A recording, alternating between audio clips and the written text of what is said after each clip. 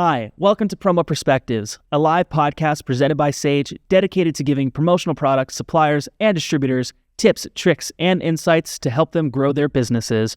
I'm Gabe Gotai, Senior Marketing Coordinator here at Sage. We've been diving deep into digital marketing lately, and for good reason. Sage just snagged the #1 spot on this year's PPAI Online 18. That's the industry's annual list highlighting the best social media performers. And today, we've got a real treat for you. I'm excited to share an interview we did with Jenna Quaranta. If you've been in this industry for a bit, you know Jenna. She's an absolute powerhouse, not only making 3 consecutive appearances on the Online 18, but also being a driving force behind HPG's incredible online presence and developing a game-changing field sales training program. Her insights are invaluable, so without further ado, here's my conversation with Jenna. I've been very blessed to be in this industry for the last going on 16 years. Is that right? Oh my gosh. Wild. Started my career with AlphaBroder. Started as an inside sales rep, actually. Worked real hard, got promoted, rather quickly. And I ended up being their senior consultant for quite a long time. And through that experience, I had a really big territory and a really big book of business that I just honestly, Gabe, could not wrap my arms around. But I started to write my own patterns and write my own formulas. If I go back and re-engage this person who gave me that order last week for polos, I could maybe upsell them to Under Armour next week. I'll just re-engage them. And so I started to create my own re-engagement strategies just to kind of have my own mental health back in my day, managing really large relationships. So then I wrote a sales cycle, which at the time I just called a formula. So long story short, I started writing my own sales methodology during my time at AlphaBroder after surviving a mass shooting. And that was in 2017 that I went through that Route 91 was when that happened. And I wasn't talking to people. I wasn't putting myself out there. I was hiding behind a computer, which I knew was okay. I was recovering. But I created a Monday through Friday prospecting schedule to force myself to talk to people. So it was all around re-engagement. Each day had a different re-engagement tactic. And one day was about LinkedIn. Friday was calling former customers. And on a Friday, it put a smile on my face to reach out to somebody from the past. So my sales method, my sales prospecting schedule became my healing process in addition to my relationship with God and, of course, therapy. So once I created this, I realized, holy moly, I think this would work twice as fast on the distributor side. So I actually left and went to the distributor side. And I was there for 2 years. And it did work really fast. I was writing millions of dollars at a rapid speed by following my own sales methodology, a sales cycle, a prospecting schedule, talk tracks, formulas, and a profiling template. I was constantly profiling my business. I was constantly taking what key information matters and how do I leverage that to build credibility with them. Anyways, I say all the time that if the relationship is there, you can talk about anything. If you can talk about anything, you can ask anything. If you can ask anything, you can probably sell anything. And so long story short, I came back to the supplier side. I was invited to come back to the supplier side as VP of sales for another organization. And I knew that we would move units fast as a startup if I gave away free sales coaching. I called it business coaching at the time. I didn't even call it sales coaching. I just started giving distributors who were coming to us asking for a quote on polos or jackets. I'd say, who's the end user? And I'd say, hey, by the way, here's the pain points in their industry. You might want to run to a massage gun at so-and-so because they're having, this and this. Offer that. There's an upsell. And I started consulting in hopes that they would return back to us because they trusted me and they wanted to buy our apparel brand. It worked pretty quick.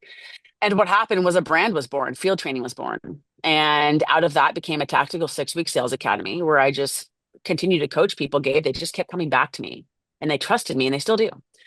So here I am now, blessed as the director of sales and, training over here at HPG. And I'm coaching over 100 people a week right now through my own sales academy that I wrote, my own original everything. And here I am. The understanding it gave me was what end users really need to build fast credibility and rapport. It's not flyers and storyboards, it's samples. It's questions. It's saying, hey, I know that you're managing this in your industry. We can solve that for you with this service or product.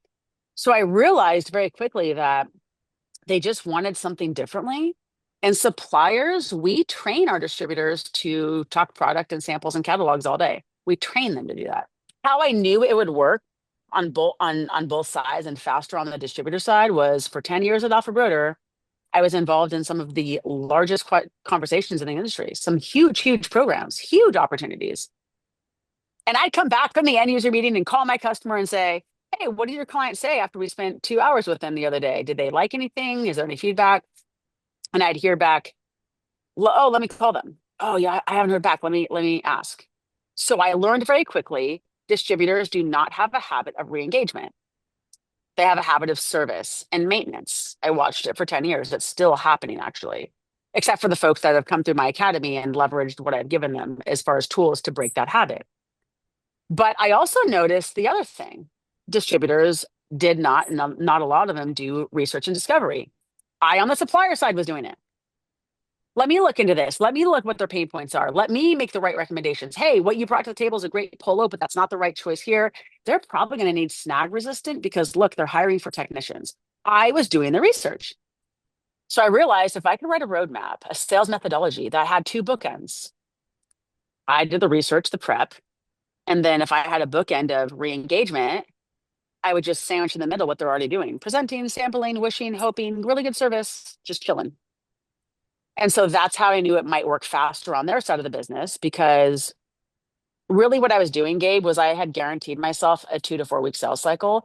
Right now, distributors, like I hear they say it's like 4 to 6 weeks. Suppliers are longer, obviously, because we're waiting for them to get back to us. Like, let us know what your customer says, wish and hope. So what I was doing was I was holding my clients accountable to give me answers.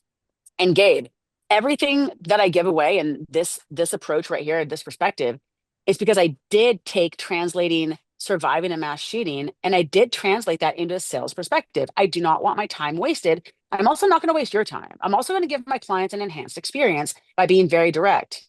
So when I was following up on things, I was just asking questions like, hey, does it make sense that we continue exploring this?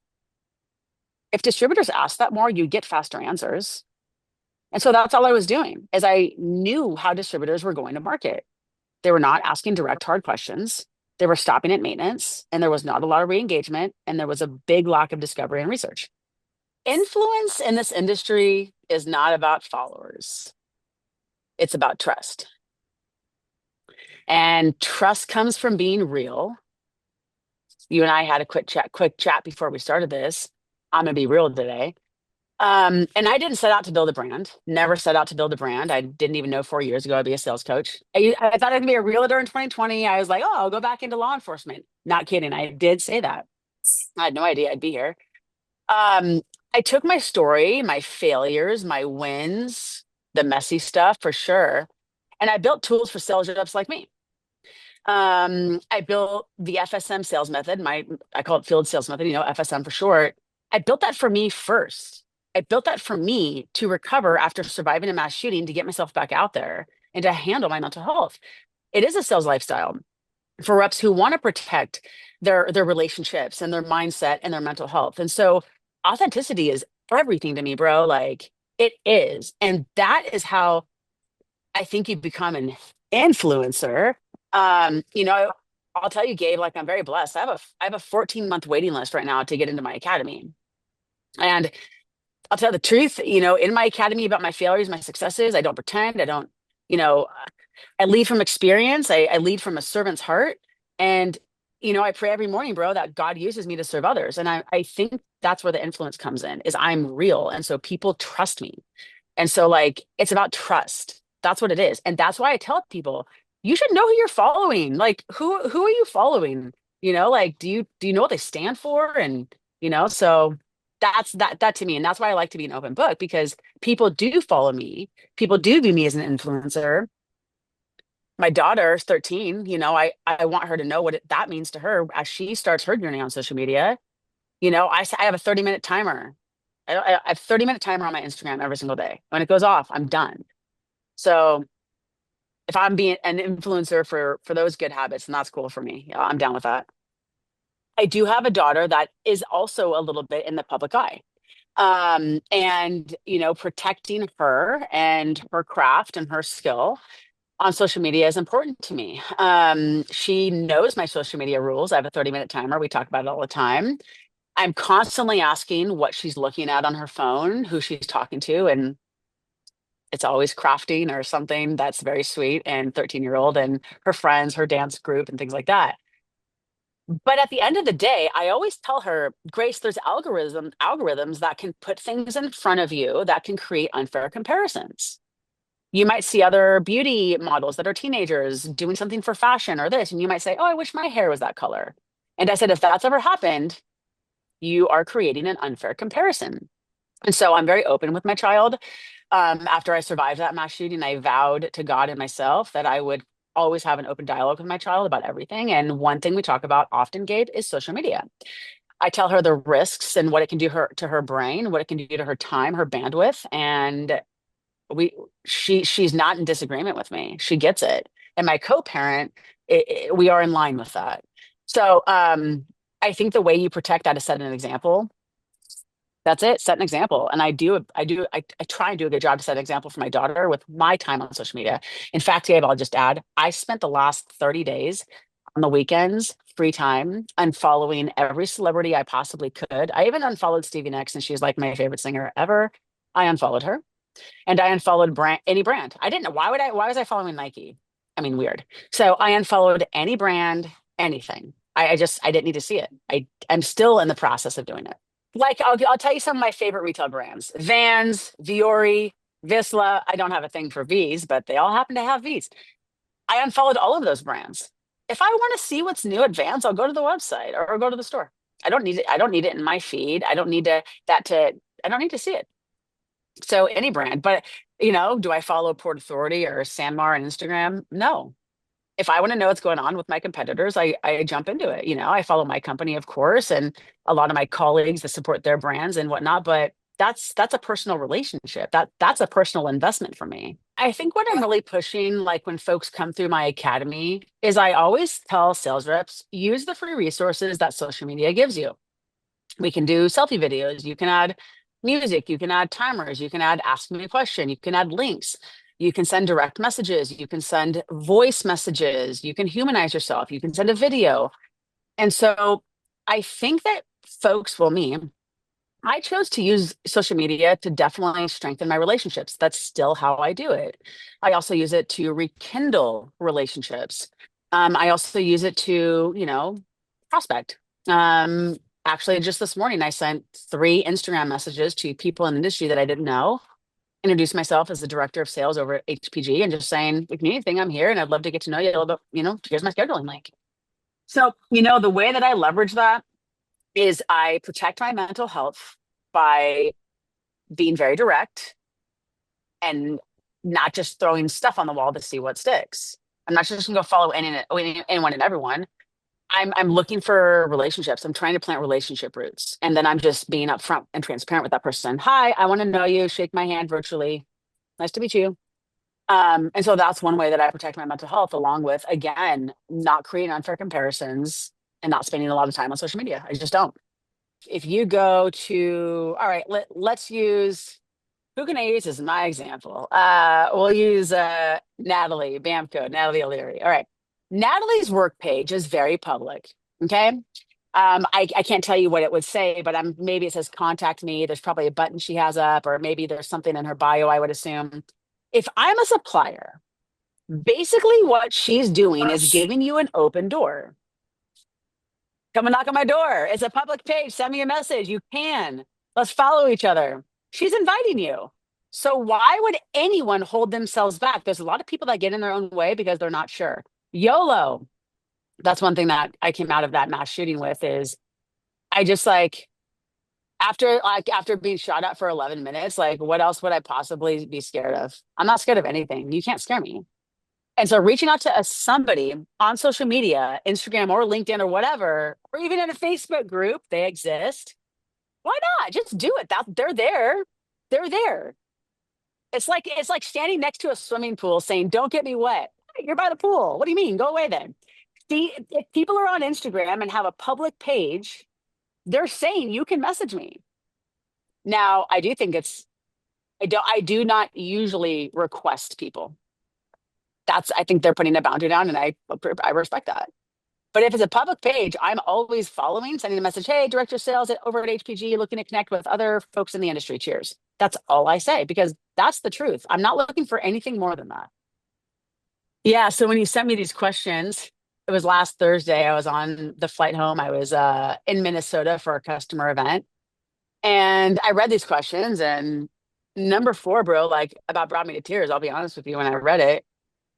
And I sat there and I was looking at it and I was like, man, I got to answer this honestly. Because I can give like the answer that everyone gives. Oh, be yourself, get behind the camera, do this. I mean, right? Like that's crazy. So I guess I'm going to be real.